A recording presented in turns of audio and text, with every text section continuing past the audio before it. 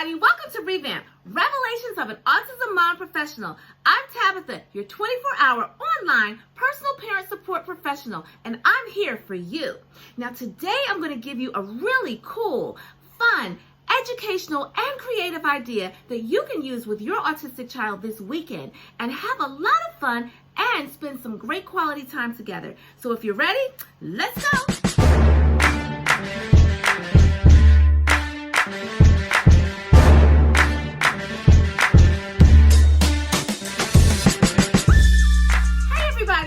REVAMP, Revelations of an Autism Mom Professional, where I'm taking a fresh new look at autism. Now today is the beginning of the weekend, and this is a time when a lot of parents are trying to squeeze in some quality time with their kids.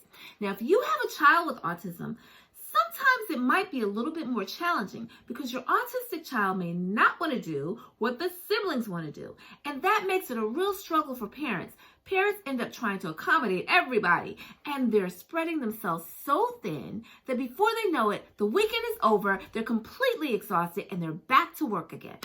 Now, let's be real. Sometimes even the diagnosis of autism itself can get us down. I mean, really, sometimes we just kind of forget because we're so busy, caught up in the moment at work and doing this and doing that. But then when we have that rare moment to ourselves, where we actually have time to think just for a minute or two, sometimes we kind of get into this mode and we start thinking about all the struggles our child is going through. What's going to become of their future? Those kind of thoughts. You know what I'm saying? And that kind of puts us in this mode of intermittent depression. But the thing about it is, I get it because I've been there.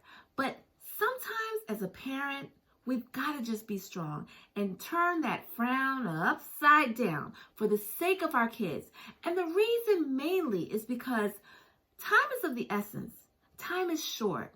And before you know it, time is gone. They're teenagers and they don't have anything to do with us. And time is something that we cannot get back. So the time that we spend feeling down and depressed, that's time lost that we can never recoup. And that time could have actually been better spent creating new and fun memories with our children. Now, children are going to remember those memories. So that's why it's so important to absorb the moment and enjoy the moment, because before you know it, it's gone. And when it's gone, trust me, it's gone. Because I couldn't dare take my kids to the zoo. Now, they'll look at me like, Mom, are you kidding me? Seriously. So make sure you absorb every single moment you can and live in the now, because now is all we have. Tomorrow is not promised to any of us. So today I want to share with you my successful secret to how I create memories with my children. Now, if you have children that are close in age, the key is to find something that they all enjoy. Now, for me personally, I only have 2 children, and they're only 2 years apart. So it wasn't really difficult for me to find something that they kind of both enjoyed. So my kids love to eat, and they love sweet treats. Now, I'm not a big fan of sugar. Matter of fact, I never even really gave them straight juice. I would give them 5% juice, 95% water combination, and that's what they were used to. So if they had anything sweeter than that, they were like, what is this? So that was good because getting their taste buds trained at an early age was really good. Now, if they did not get introduced to sugar at home, it was someone from the outside that introduced sugar, and then that's what increased their taste buds for sugar. But for the most part, I never really did a lot of sugar. So when I talk about sweet treats, it's usually something that's modified, seriously modified sweets, because I don't do straight cane sugar or any type of white sugar with them. So my creative idea was to make a cake, but not just any cake. This was a spectrum cake. You know, autism spectrum cake. So the spectrum cake was filled with colors. It was fun, exciting, and the kids absolutely loved it. They had so much fun. Now, the thing about preparing to make this cake was I needed everything to be educational. Anything I do, I try to make it very educational for the kids, because I figure, well, if you're going to be doing something, you need to learn something in the process. So everything had to be educational. And maybe I'm just a little type A like that, but it is what it is. So bottom line is, the number one thing was preparation, okay? Preparation, making sure I had all of the ingredients. There is nothing worse than starting a project with a child with autism, and especially if the child is high functioning, and the child realizes that you don't have everything, then that's when everything just falls apart. So having all of the ingredients is number one. The second thing is to set the tone. Set the tone of the environment. Now, the reason that's important is because sometimes children with autism have a tendency not to like to hear music or do certain things while they're engaged in activities. So they really have a difficult time multitasking mentally. So for children who have difficulty mentally multitasking by listening to music and engaging in an activity at the same time, what you can do is put some light classical music on in a very low volume and just kind of keep it very low volume for about an hour and keep it playing. And that way the child is actually hearing the music and it's kind of filtering throughout the atmosphere, the environment of the home, and they're kind of just recognizing it, but not really recognizing it. So by the time you get ready to start the activity, you go in the kitchen, the music is still on, and then they can gradually start to engage. Now, if you notice the music becomes more of a distraction, you can kind of turn it down a little bit. So it's almost, inaudible. But at the same time, at least the music is still playing. And as they get more engaged, then just bump it up a notch, just a little bit. And then you can continue to do that back to the level at the low level that it was. And then that way, the child is actually starting to get used to the music playing while they're engaged in this activity. Now, the next thing you want to do is to make sure you talk to the child about what is going to be happening. So let them know, hey, we're going to make a cake. And when I say talk to them like another person. Even if the child is nonverbal, still talk to that child just like the child would be verbal. Because the thing is, even though the child is not verbal, that does not mean the child doesn't understand you. Now, I remember clearly once when I was sitting in the family room and there was a book on the floor, and I asked my daughter to bring me the book. She had to be about maybe 2 years old. She understood me, but she ignored me and she ran into the playroom. But her brother, who was 4 years old, actually heard me too. And he picked up the book and he brought me the book. So I'm like, oh my God, he understood me. Now, the thing is, a lot of parents tend to do the same thing I did, but you got to give your child the benefit of the doubt. And the thing is, children, even though they're not talking, it doesn't mean they don't get you or they don't understand you. So just really give them the benefit of the doubt and talk to your child just like you would talk to a child who could respond to you like normal. And when you talk to the child, tell them what you're going to do. Tell them we're going to make a cake and let them know exactly what's going on so they can get excited and prepare for it. Mentally prepare for it. And if you don't think the child understands, then get some cue cards, get a picture of a cake, show the picture to the child and show them the cake. But the thing is with that, you don't want the child to get so engaged into this picture and so focused on the picture that he has this particular cake in mind. Because a lot of times what happens with kids with autism, they get so hyper-focused on what something looks like this cake, that if the cake that you make doesn't look like that cake, then that's a whole nother issue. So just show them the cake and say, hey, look, okay, so we're going to make a cake. And don't let them hold on to the card and start staring at the card and start remembering what this cake looks like. Just show them the card and talk to them about what's going to be happening, like a social story. Then you go ahead, get yourself prepared, and you get in there to get ready to make the cake. But before you go in there to make the cake, make sure that you strategically place items in the kitchen, like the ingredients, like the flour that you're going to be using, put the spoon or whatever whisk you're going to be using to mix the cake, put it in a specific area. Certain things, you want to strategically place them because that's part of the whole learning process. You want the child to be able to follow directions, okay? So when you get into the kitchen and you get ready to start this cake, what you're going to do is you're going to ask the child to bring you some things to the table. Some things, simple things, like go get me a spoon from the drawer. Let's see if he can follow that one-step direction. Now, if the child goes and gets you the spoon from the drawer, then give him another simple task. Grab me one egg from the refrigerator, Grab you one egg from the refrigerator. That's another task performed.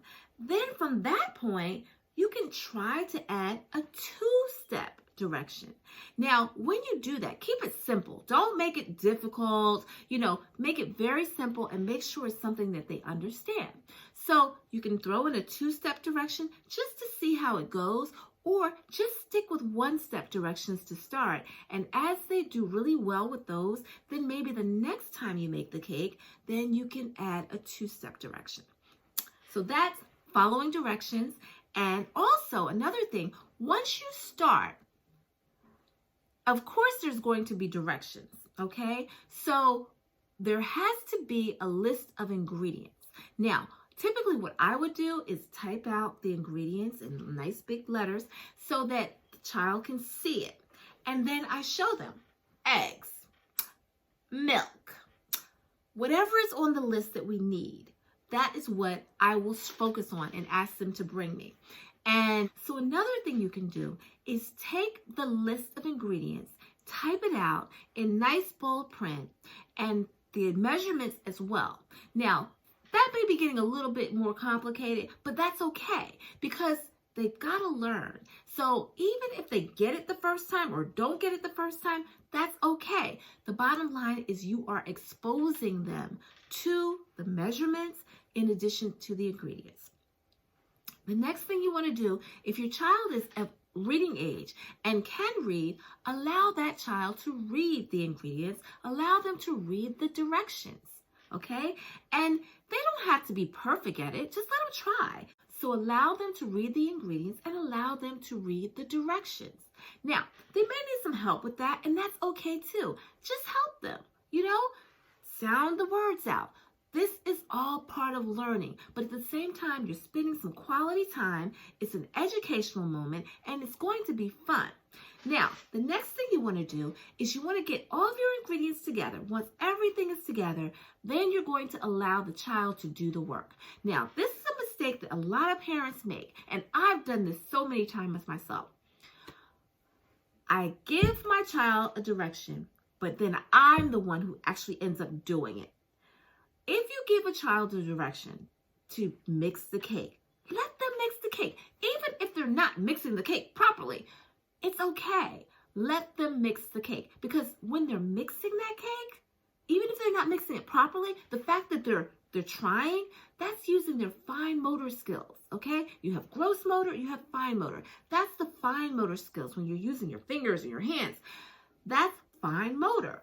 Let them develop their fine motor skills. So one thing that I noticed that I would do was I would give my son a direction to do something. Then if I see that he wasn't quite doing it right, then I would kind of help him with it. And then before you know it, I'm doing it myself. So no, you can't do that. They'll never learn if they don't have the opportunity to do it. And then they become so dependent on us doing it that when they really can do it, they won't do it. So every opportunity that you can give your child autonomy to do something, allow them to do it, because this is going to help them to gain their own independence in the end. So let your child do the work. When it calls for the ingredients, okay, I need a half a cup of flour. Let them do the flour. Let them measure it and show them where half a cup is and let them fill it. Let them pour it in the bowl. Let them add the ingredients, the wet ingredients. Let them mix it. Let them use all of those fine motor skills because that's going to refine those skills, okay? So that's another thing that's going to be educational. So if your child really can't understand the ingredients, what you can do is you can actually take a picture of the ingredient, okay? Like take a picture of the rice milk or whatever you're using. And when you take that picture, put it in like a little plastic or whatever, or you don't have to put it in plastic. Just give them the picture and say, here, this is what I need. I need the rice milk. And then they'll recognize the picture and they'll probably know where to get it, Okay, so that way they are actually staying involved in the process, because if they are engaged, then they're not thinking about that music, which is a whole nother teaching point that we're teaching them to mentally multitask in the background. Okay, so they're not really thinking about the music. They have this picture and they're focused on now getting this rice milk so we can make this cake. Okay, so guys, the most important thing to remember is when your child does that one-step direction or that two-step direction or anything they do right, give them praise, because kids thrive off of praise. It's going to make them work harder. It's going to increase their confidence. It's going to increase their self-esteem. So you're going to be giving a lot of high fives and a lot of bump fists and a lot of hugs and all of that. But don't forget to give them praise. Now, if they do something not the right way, don't penalize them. I mean, there's a way to talk to kids without them feeling like they did something wrong. You never want them to know they did something wrong.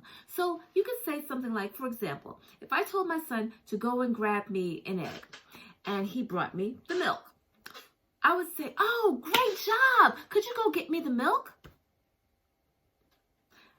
I'm still giving him praise, even though he gave me the wrong thing, but I'm just telling him again, without him really realizing it, to go get me the right thing. So still give praise for even the wrong thing, but make sure that you ask them to do the right thing again, because that way you'll know if they really got it. Because sometimes they may not, and you'll never know if you penalize the child the first time, and then once you do that, then they're not going to even want to get involved anymore. They may not even want to make the cake. So just keep it to a minimum. Never, ever, ever make them feel bad about anything, regardless of whether it's wrong. Don't even go there. So hey, they got you the egg and you asked for the milk, but hey, you say, hey, great job getting me the egg. Now could you go get me the milk? See, that's so easy. So easy. So last but not least, try to stay conscientious of the ingredients being used. If you can use organic products, that's actually best. If not, try to stay away from anything that's pre-packaged or ready to mix, because those products sometimes will tend to have dairy or sugars intertwined in the combination of the mix. And for example, my son is lactose intolerant, so I try to stay away from anything that has dairy in it or gluten, because he does not do gluten. Now, I will tell you about gluten briefly, only because this is really important. Gluten was the one thing that when I removed it from his diet, that is when my son actually started talking and saying words. Yeah, that's huge information. So gluten was the one thing for my son, that when I removed it from his diet, he actually started to form words and actually started to speak. And that was when his speech actually took off.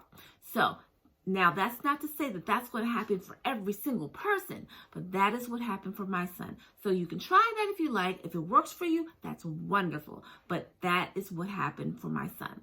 Now, make sure that your ingredients are in its most natural and the purest form possible. That way it will help you to better identify any allergies. Now, we're going to get more in detail about nutrition a little bit later on in the series. But for right now, we're going to get right into this process. So we're going to be making a 3-layer cake, and all of the ingredients have been added as directed. Now, as you can see, my son is stirring the batter, and he's holding the spoon with a palmar grasp, which is not correct, but that's okay, because we're going to be working on that. That's a fine motor skill, and he needs a little bit more help. So we're going to start adding our dye-free food coloring, and when we're doing that, we're choosing the colors blue, yellow, and red. When you're using natural food colors, the foods don't show up as vibrant as they typically would. They actually look a little distorted. So our blue actually looks gray and our red actually looks a little bit more on the pink side. But that's okay, because I know that it's natural and there's no harmful chemicals in it. So as our batter is cooking, we are going to go ahead and start preparing our frosting. And we're using a product called Rice Mellow. Rice Mellow is a rice-based fluffy marshmallow that has the same consistency as frosting. And we're going to go ahead and add some food color to that as well. once our cake is cool, we're going to go ahead and get ready to start frosting. So we're going to frost our first layer, then we're frosting our second layer, and then we're going to go ahead and we're going to frost our third layer with this vibrant yellow. And once we finish frosting, we're going to get ready to put our sugar-free candies on top. Now, typically that's what I would use, sugar-free candies, but the store was out, so instead we're using Skittles and some jellies. And of course, the kids were totally okay with that. Now, after the cake is done, it looks so beautiful. And when we cut it open, it has a spectrum inside. So this is our spectrum cake. And it's very colorful, just like the colors on the autism spectrum. This cake was actually very, very moist. It was a little bit denser than the normal cake, but that's mainly because of the type of flour that we use. But I know it didn't have any gluten, it didn't have any dairy in it, and it also didn't have any soy. So I was totally okay with that. Now, this cake was so good and it was so much fun to make. The kids really enjoyed themselves, and that's what it's all about, enjoying the moment, spending quality time with your kids. My daughter got involved and they just had such a great time creating these fun memories together. My son actually recorded the moment. He always records everything on his iPad, and that's a lot of fun because he could actually go back and watch what he did, and when we do it the next time, then he's watched it so many times that he has all the steps memorized. So guys, that's going to wrap this video up. Thank you so much for watching. If you like this video, please hit the like, subscribe, and the post notification bell so you'll know when I drop a brand new video on YouTube. And check out my other videos so you can learn more about me, my new series, Revamp, and my new book, No Cross, No Crown, A Journey Through Autism, Bullying, and Spiritual Warfare. Until next time, guys, peace.